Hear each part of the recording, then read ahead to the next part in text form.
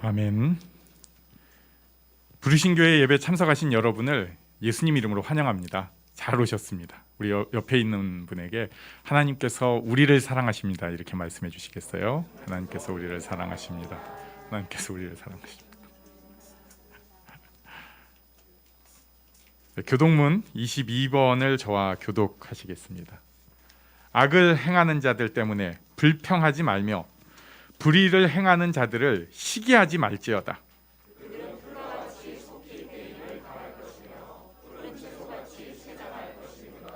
여호와를 의뢰하고 선을 행하라. 땅에 머무는 동안 그의 성실을 먹을거리로 삼을지어다.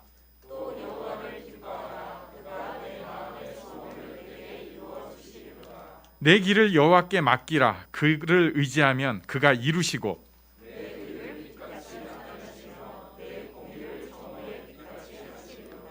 여호와 앞에 잠잠하고 참고 기다리라.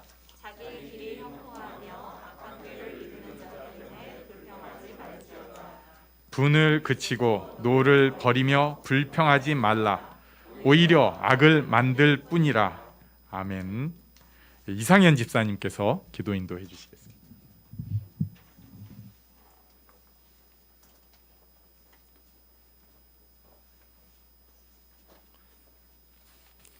네, 기도드리시겠습니다.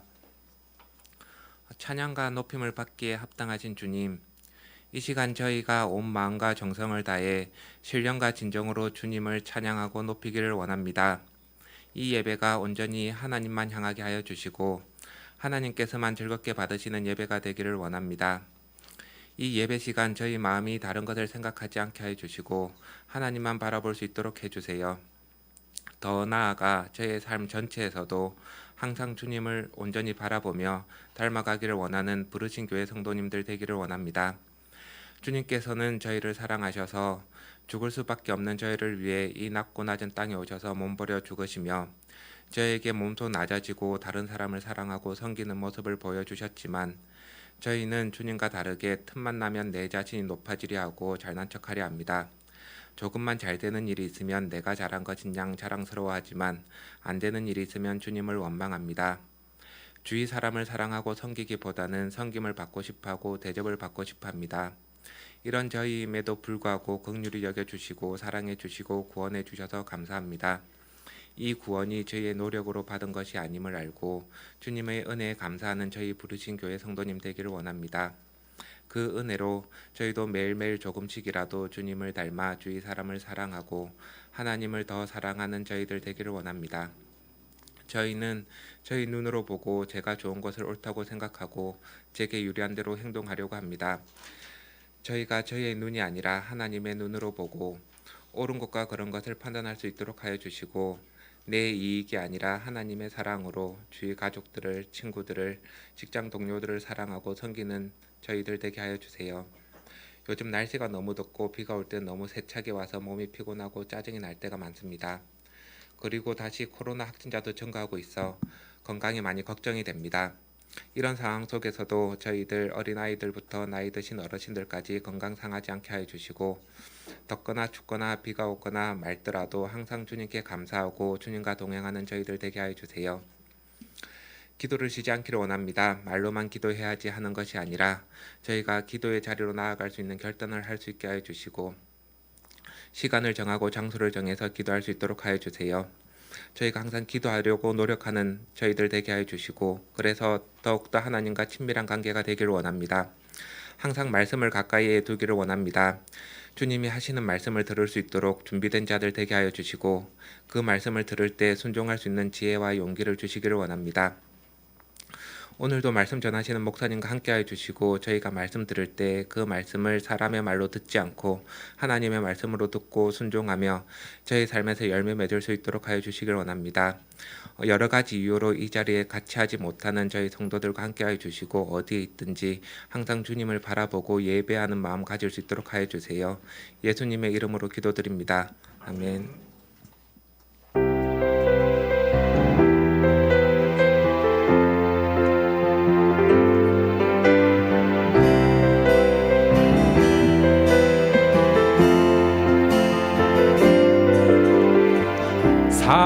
사랑하는 나의 아버지 이름 높여드립니다.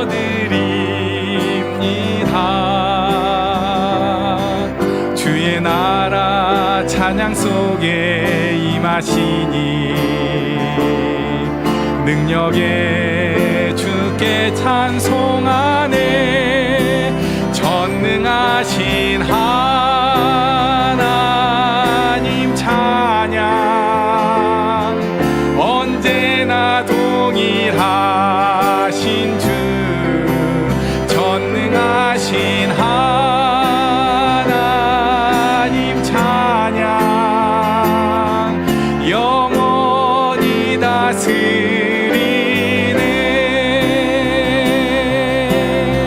사랑하는 나의 아버지 이름 높여드립니다.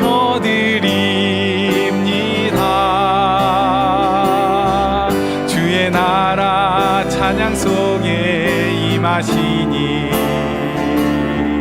능력에 주께 찬송하네.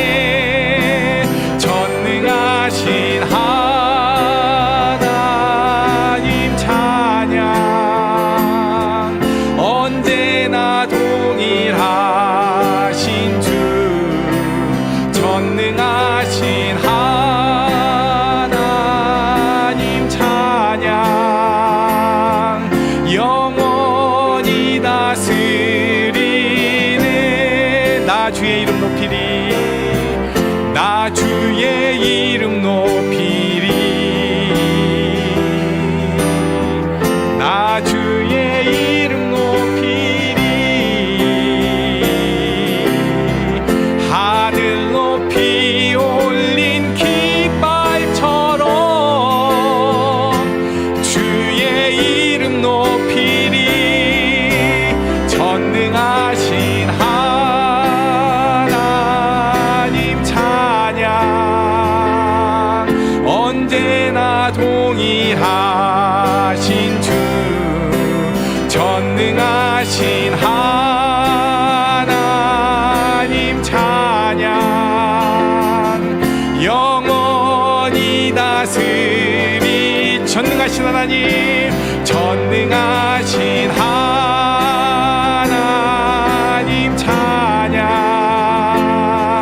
언제나 동일하신 주 전능하신 하나님 찬양 영원히 다스리네. 영원히 다스리네. 영원히 다스리네. 영원히 다스리네.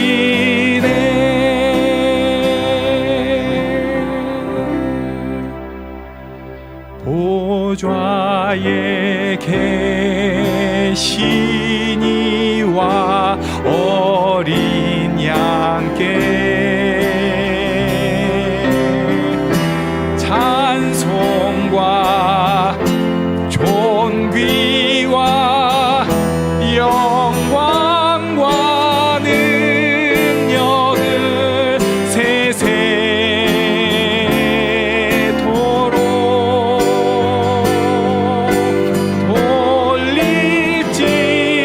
돌릴지어다.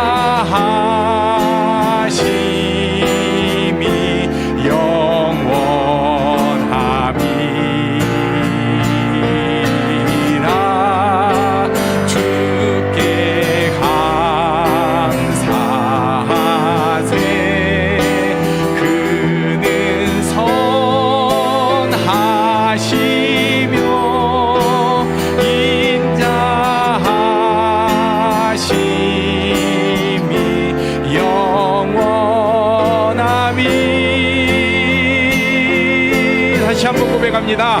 주께 감사하세. 그는 선하시며 인자하심이 영원함이라.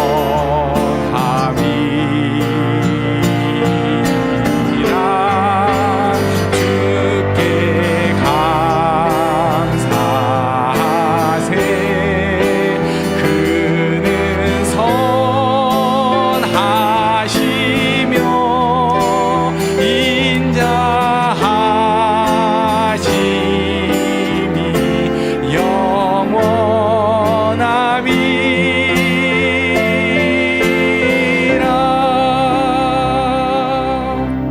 하나님 선하시고요, 하나님 영광을 받기에 합당하시고, 하나님 우리를 통해서 변함없이 자신의 사랑을 이 땅에 드러내 주십니다. 근데 문제가 있어요. 그건 맞는데 우리가 자꾸 오염이 돼 있습니다. 안타깝습니다. 그래가지고 하나님 신실하십니다, 사랑이 변함없으십니다 하는 고백이 우리 입술에 있을 때도 있는데 힘이 없는 거예요. 왜냐하면 내가 약하고 내가 지금 헤매고 있고 내가 넘어져 있으니까. 그런데 여러분 속지 마십시오. 우리가 넘어져 있거나 헤매고 있거나 정말 저 멀리 가 있을지라도 하나님의 사랑은 변함이 없고, 하나님의 구원의 능력도 변함이 없고, 하나님의 그 은혜는 더 크게 우리에게 다가올 줄로 믿습니다. 그래서 우리가 하나님의 사랑을 감히 선포하고, 선하십니다, 하나님 위대하십니다, 하나님 나를 사랑하십니다, 이런 고백도 할 수 있는 것입니다. 우리에 상관없이 하나님이 그런 분이기 때문에. 그래서 우리 그 하나님께 지금 영광의 박수 한번 돌리겠습니다. 하나님 사랑하십니다. 하나님 영광을 받으십니다.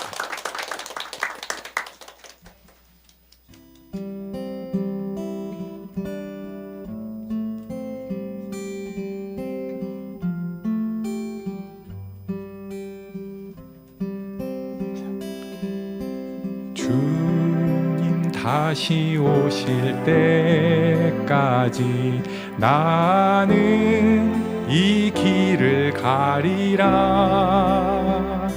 좁은 문 좁은 길 나의 십자가 지고 나의 가는 이 길 끝에서 나는 주님을 보리라. 영광의 내 주님 나를 맞아주시리. 주님 다시 오실 때까지 나는 일어나 달려가리라. 주의 영광 온 땅 덮을 때 나는 일어나 노래하리. 내 사모하는 주님 온 세상 구주시라. 내 사모하는 주님 영광의 왕이시라. 주님 다시 오실 때까지 나는 이 길을 가리라. 좁은 문 좁은 길 나의 십자가 지고 나의 가는 이 길 끝에서 나는 주님을 보리라. 영광의 내 주님 나를 맞아주시리. 다시 오실 때까지 나는 일어나 달려가리라. 주의 영광 온 땅 덮을 때 나는 일어나 노래하리. 내 사모하는 주님 온 세상 구주시라. 내 사모하는 주님 영광의 왕이시라. 주님 다시 오실 때까지 나는 일어나 달려가리라. 주의 영광 온 땅 덮을 때 나는 일어나 노래하리. 내 사모하는 주님 온 세상 구주시라. 내 사모하는 주님 영광의 왕이시라. 전능하신 하나님 찬양. 언제나 동일하신 주. 전능하신 하나님 찬양. 영원히 다스리네.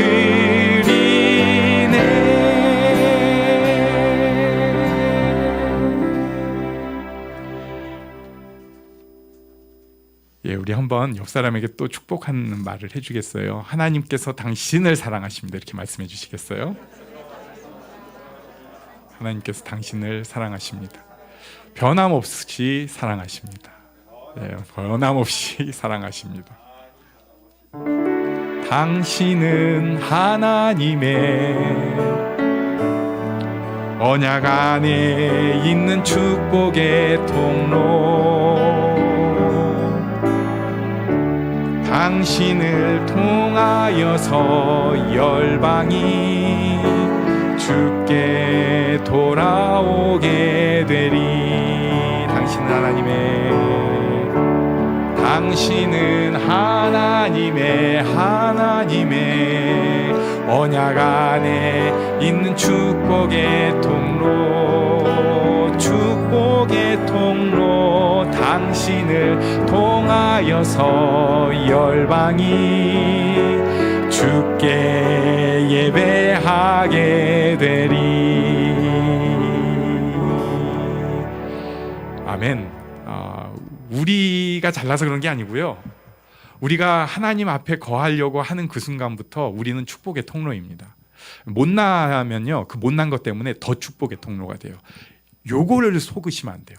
내가 이만큼 잘하면 축복의 통로가 되고, 나는 이게 못 나가지고 막혔어 아니고요.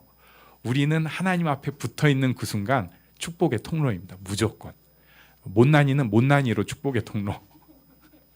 그래서 이 시간에 옆에 계신 분 묻지마 축복을 하겠습니다. 이 사람이 축복의 통로인데 하나님의 은혜를 풍성히 누리는 삶이 되게 해주시고, 또 그 주변에 있는 사람들, 가족들이 축복의 통로가 되기를 원합니다. 이렇게 축복을 해주시고요. 또 내가 지금 축복하고 싶은 그 한 사람, 누굴까? 그 한 사람을 위해서 우리 축복하는 기도하는 시간 갖도록 하겠습니다. 하나님 인도하여 주셔서 감사합니다. 축복의 통로를 쓰여지게 하시고, 축복의 통로를 쓰여지게 하시고, 축복의 통로를 쓰여지게 하시고, 쓰여지게 하여 주여, 축복의 통로를 쓰여지게 하여 주시옵소서.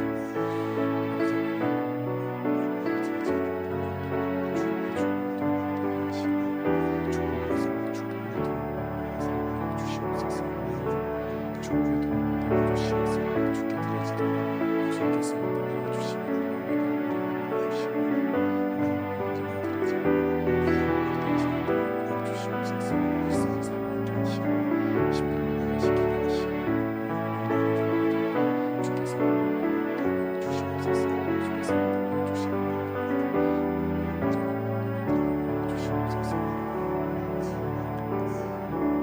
살아계신 하나님 아버지, 우리를 축복의 통로 삼아주셔서 감사합니다. 아버지 하나님, 우리가 하나님 앞에 더 온전히 드려지기를 원합니다. 축복의 통로다운 삶을 살기를 원합니다. 그래서 이 시간에 하나님 앞에 우리가 드려질 수 있게 하시고, 하나님 우리를 받아주시고, 우리 심령에 하나님께서 주시는 은혜가 있게 하여 주시옵소서. 감사드리며 예수님 이름으로 기도합니다. 아멘. 네, 우리 어린이들은 분방 공부하는 시간을 갖도록 하겠습니다. 우리는 하나님의 말씀 마가복음 11장 15절부터 18절까지의 말씀을 저와 교독하시겠습니다. 그들이 예루살렘에 들어가니라. 예수께서 성전에 들어가사 성전 안에서 매매하는 자들을 내쫓으시며 돈 바꾸는 자들의 상과 비둘기 파는 자들의 의자를 둘러 엎으시며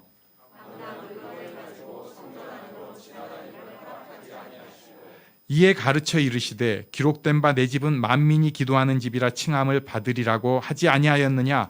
너희는 강도의 소굴을 만들었도다 하시매 대제사장들과 서기관들이 듣고 예수를 어떻게 죽일까 하고 꾀하니 이는 무리가 다 그의 교훈을 놀랍게 여김으로 그를 두려워함일러라. 아멘. 예수님께서 호산나 환호를 받으면서 성전에 들어가셨습니다. 그리고 다 둘러보셨어요. 다 보셨습니다. 그리고 나서 다음 날 아침 마침 무화과 나무의 암 열매, 제가 아직까지는 히브리어로 기억이 나는데 파게, 다음 주 되면 잃어버릴지 몰라요. 그 암 열매가 없는 것을 본 사건이 있었어요. 열매는 무성한데 그 이파리는 무성한데 열매가 없는 사건을 보셨어요. 그리고 나서 그날 일어난 일이 오늘 본문의 일입니다. 우리 15절을 같이 읽겠습니다. 시작. 그들이 예루살렘에 들어가니라. 예수께서 성전에 들어가사 성전 안에서 매매하는 자들을 내쫓으시며 돈 바꾸는 자들의 상과 비둘기 파는 자들의 의자를 둘러 엎으시며. 이거는 예수님 스타일은 좀 아닌 것 같습니다. 예수님 스타일은 우리가 생각할 때 사랑한다 뭐라든지 따라 일어나라 뭐 이런 거라든지 뭐 나사로야 나오라 이런 게 예수님 스타일이지. 여기는 막 뭐 장사하는 사람들을 내쫓으셨어요. 근데 그냥 내쫓으신 게 아니라 돈 바꿔주는 사람들 상을 엎어버렸어요. 여러분 상 엎어보셨습니까? 이게 진짜 나쁜 놈들이 그런 거 하는 거잖아요. 저는 뭐 비슷하게 한 적은 있는데 나쁜 놈이라 그러면 안 되죠. 근데 예수님이 지금 상을 엎어버리셨어요. 그리고 비둘기 파는 사람들의 의자를 엎어버리셨습니다. 요거는 좀 아닌 것 같은데 요 말씀 16절에 보면 또 뭐 물건 가지고 성전 지나다니는 것도 허락하지 않으신 것도 나오는데 이런 일이 왜 일어났는가? 성전 안에서 장사하는 사람, 환전해주는 사람, 비둘기 파는 사람들이 왜 있는가? 그래가지고 오늘은 좀 그림들을 가지고 성경 공부 같은 시간을 준비를 해봤습니다. 여기 오른쪽에 산 그림이 있는데요. 여기가 감람산이에요. 그리고 여기에 우리가 저기 본 그 뭐 벳바게 베다니 여기가 요 감람산 옆에 있습니다. 거기서 예루살렘도 산지거든요. 거기를 가려면은 기드론 골짜기가 푹 있어요. 그래가지고 거기 옆으로 보통 지나서 예루살렘 성으로 이렇게 쭉 올라갑니다. 예루살렘 성전은 지금 아이고 너무 작게 보이는데 그렇게 오른쪽이 기드론 골짜기고 그 다음에 북쪽, 남쪽, 서쪽이 있습니다. 근데 이렇게 보면은 저도 주로 이렇게만 봐가지고 성전에 대해서 막 규모가 몇백 미터고 이런 걸 봐도 그렇구나 이렇게 생각을 했는데 요새는 이제 조금 더 그림이 잘 나온 게 있더라고요. 이러니까 조금 뭐 같죠. 잘 안 보여도. 저기 지금 요 왼쪽에 동그라미가 지금도 남아있는 통곡의 벽입니다. 저기 빼곤 다 무너졌어요.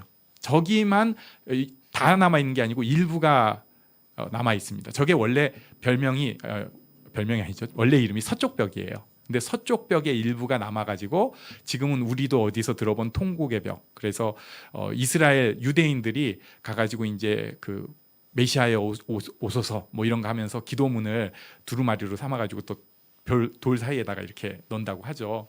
저 통곡의 벽 밑에 보면은 저기가 가장 높은 곳이라고 하는데 높이가 대충 60m 정도 돼요.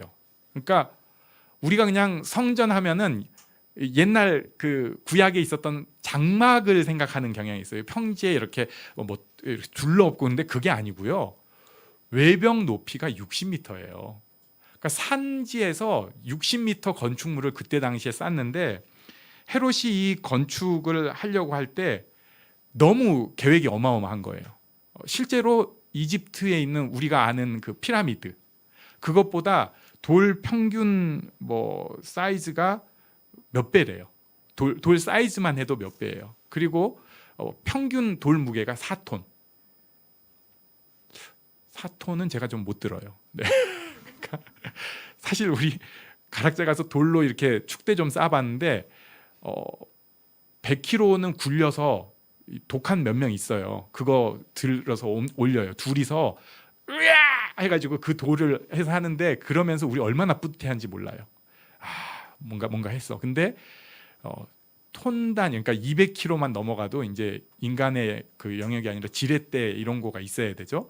근데 그게 톤으로 넘어가서 평균 무게가 4톤. 피라미드 평균 돌 무게는 1.6톤이래요. 예, 제가 잃어버려서. 그러니까 몇 배가 되는 거예요. 게다가 거기 그 지금 서쪽 벽 옆쪽 위쪽에 이제 없어진 걸로 돼 있는데 가장 큰 돌은 400톤 돌이래요. 그러니까 이걸 공사 계획을 할 때 헤롯이 이제 자기 어떤 정치적 야심, 종교적 야심 때문에 이걸 딱 지으려고 하니까 제사장들이 반대를 하는 거예요.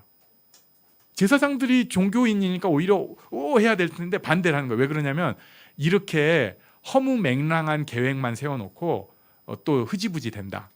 그러니까 헤롯이 그때부터 8년 동안, 그러니까 우리가 헤롯을 우습게 알지만 이 대단한 사람인 게 보통 추진력이 있고 사람들을 휘어잡는 사람이 아니었어요. 진짜 정치력의 끝판왕. 이 사람이 그때부터 8년 동안 한 일이 뭐냐면요. 돌을 전국에서, 전국은 아니고 요 근처가 돌이 많았나 봐요. 그걸 막 끌고 오는 거예요. 그게 100만 톤이었대요. 돌이. 그러니까 성전을 짓기 전에 8년 동안 옆에 돌만 어마어마하게 그 큰 돌들을 막 모아놓은 겁니다. 그리고 나서 몇십 년 동안 성전을 건축을 한 거예요. 그냥 뭐 몇 년 이게 아니라 몇십 년을 들여서 성전을 건축하고, 게다가 그냥 돌만 이렇게 막 들이박질 이게 아니고 돌로 지은 그 속의 디테일을 다 살렸어요. 제일 멋진 나무, 제일 좋은 황금 이런 걸로 막 치장을 다 해놓은 거예요. 이게 완성이 되고 나니까 사람들이 얼마나 으쓱했겠어요.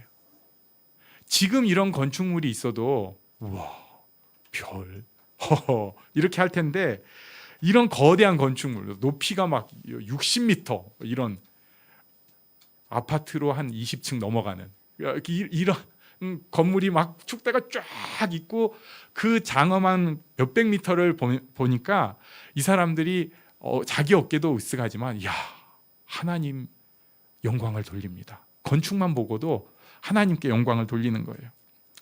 근데 우리가 아는 대로 이 건축물은 곧 완전히 무너지게 됩니다. 로마에 의해서.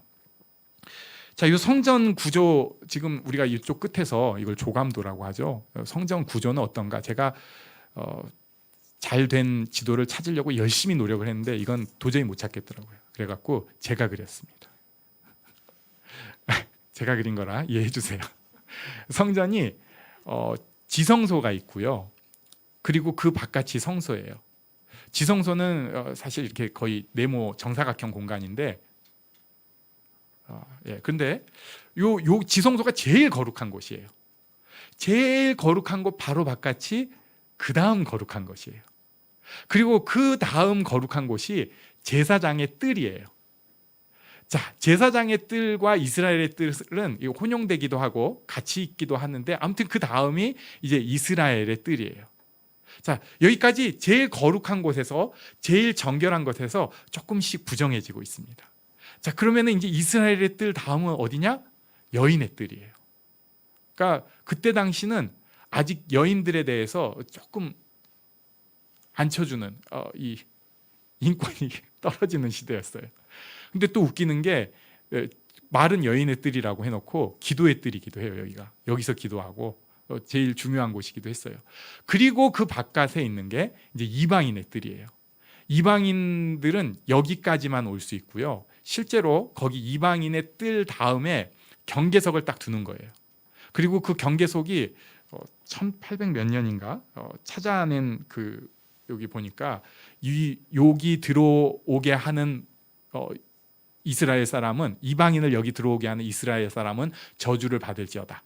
그러니까 절대 이방인들은 그 틀 안으로는 들어갈 수가 없게 이렇게 자기들 나름대로는 가장 거룩한 곳부터 이렇게 테두리를 해놨습니다.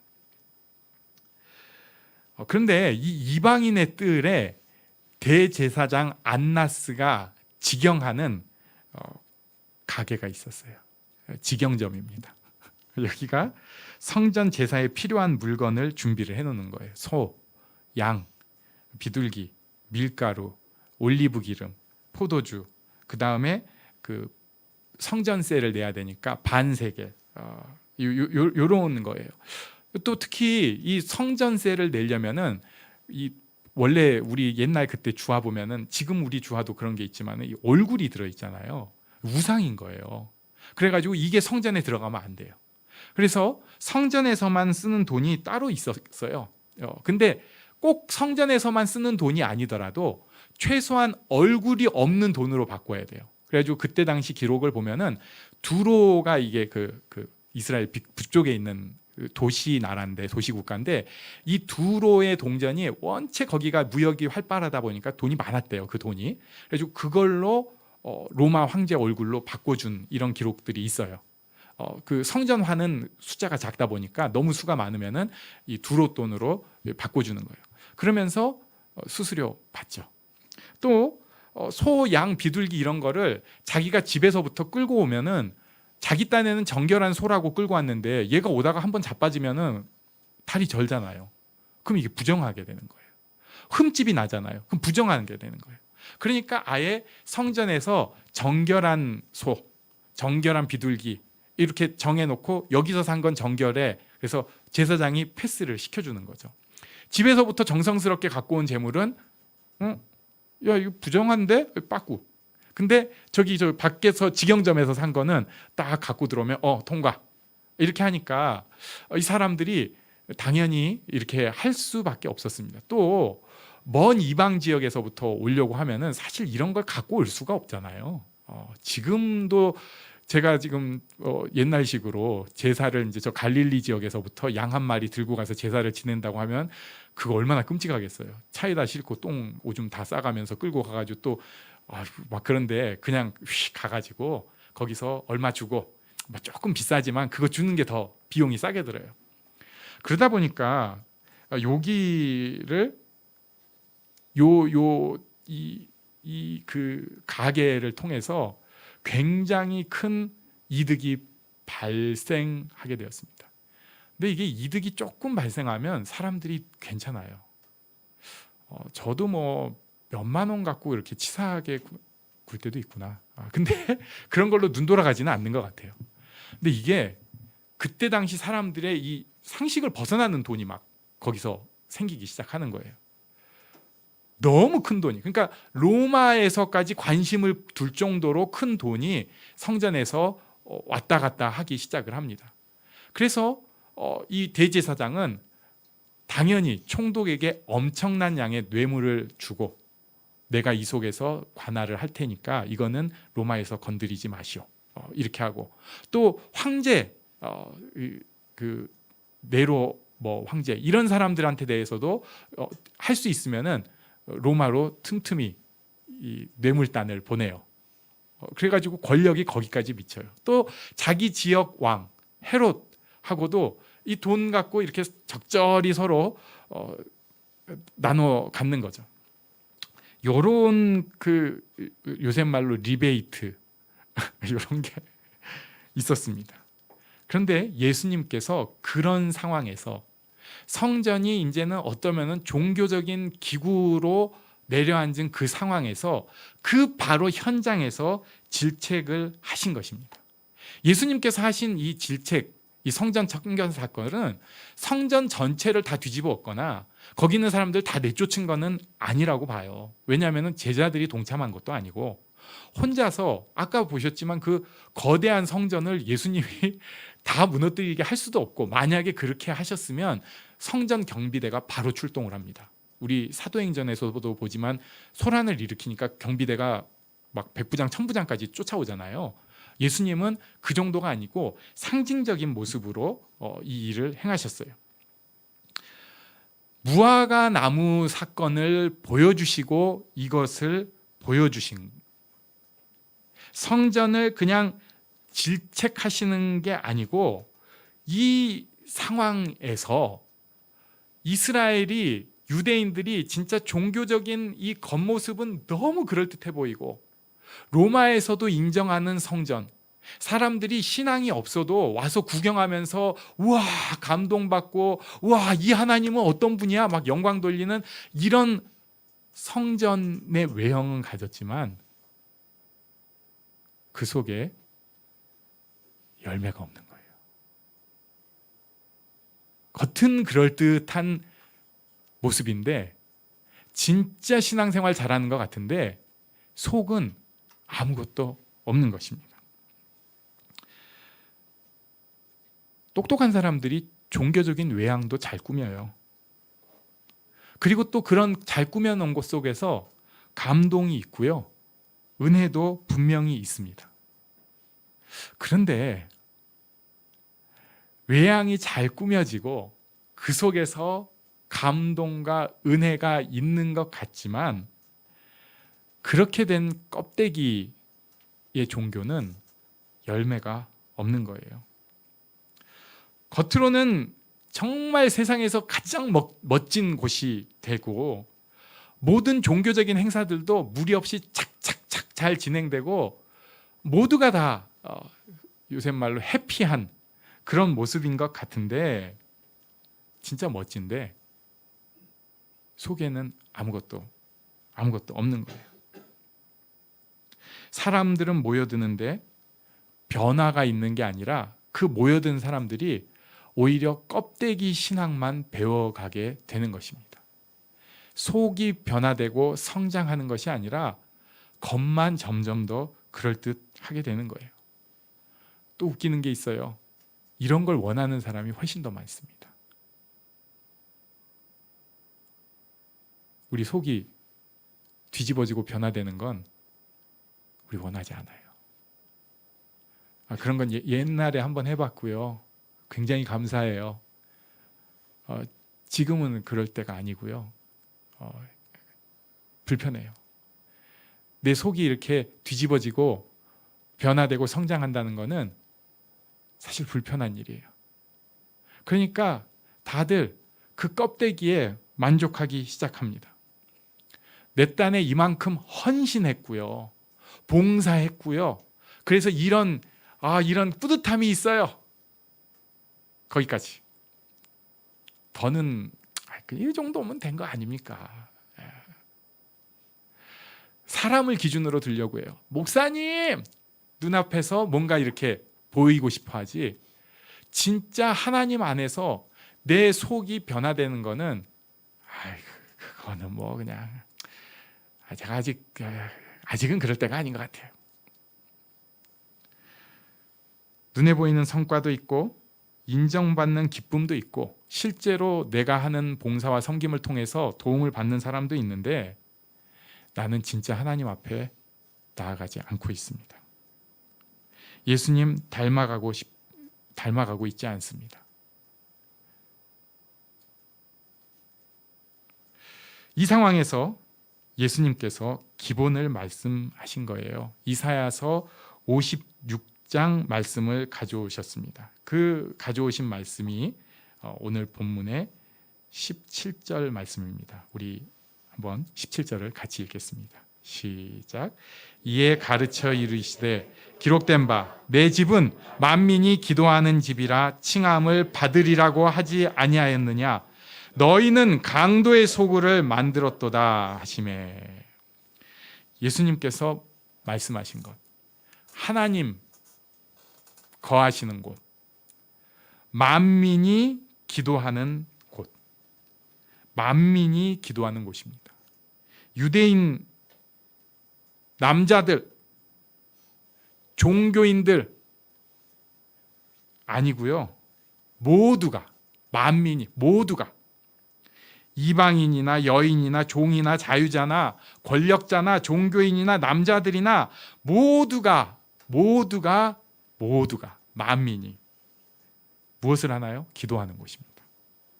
기도하는 곳은 하나님께 나아가는 장소예요.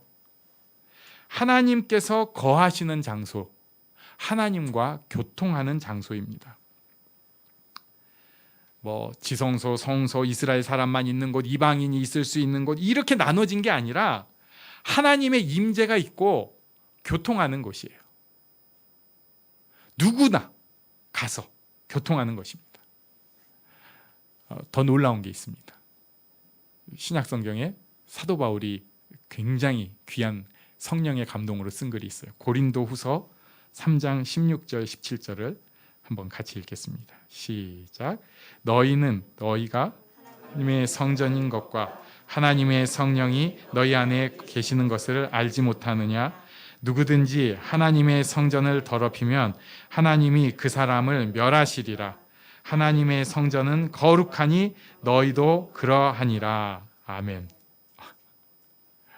하나님의 성전, 하나님의 임하시는 곳이 우리가 돼버렸네요. 하나님과 교통하는 곳이 우리가 돼버렸어요. 나예요, 나. 이런 내가 겉으로는 그럴듯해 보이는데 하나님과 교통함이 없는 사람이 돼버리니까 예수님께서 질책하시는 거예요. 예수님께서 뭐라고 하시는 겁니다.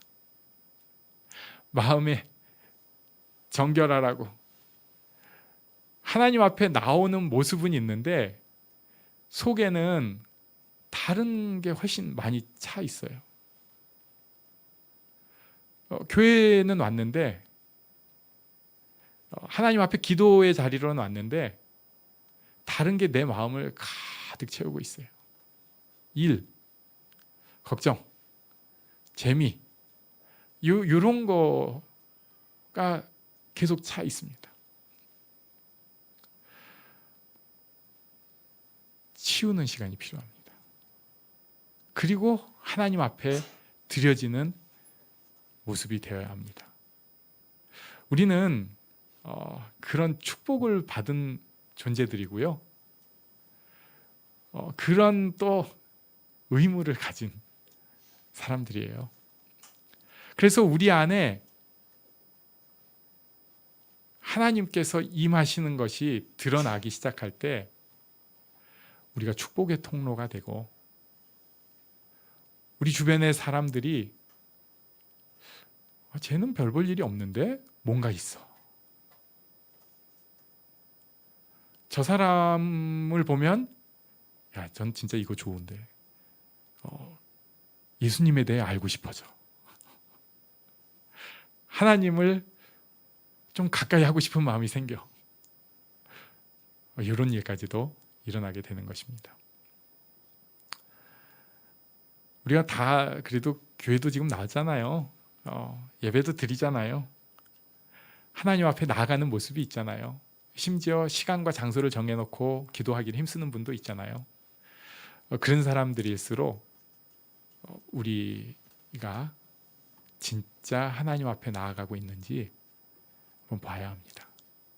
그리고 그렇지 않은 모습이 있다면 괜찮아요. 솔직하게 그 모습을 그대로 하나님 앞에 드러내시기 바랍니다. 하나님께서 그 사람을 귀히 받아주시고 하나님의 영광을 드러내는 귀한 성전으로 바꾸어 가실 것입니다. 아멘. 우리 일어나서 잠시 기도하는 시간 갖겠습니다.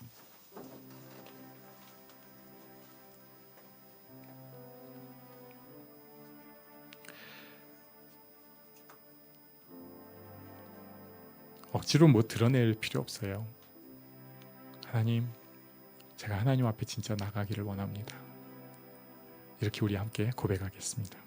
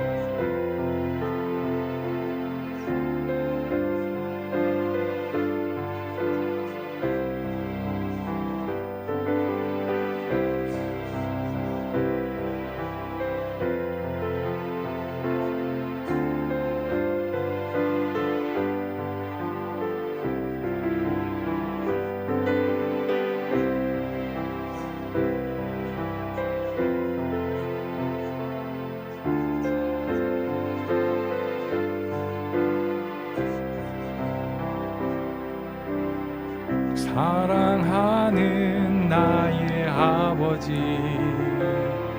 이름 높여드립니다. 주의 나라 찬양 속에 임하시니 능력에 주께 찬송하네. 전능하신 하나님 찬양, 언제나 동일하신 주, 전능하신 하나님 찬양, 영원히 다스리네.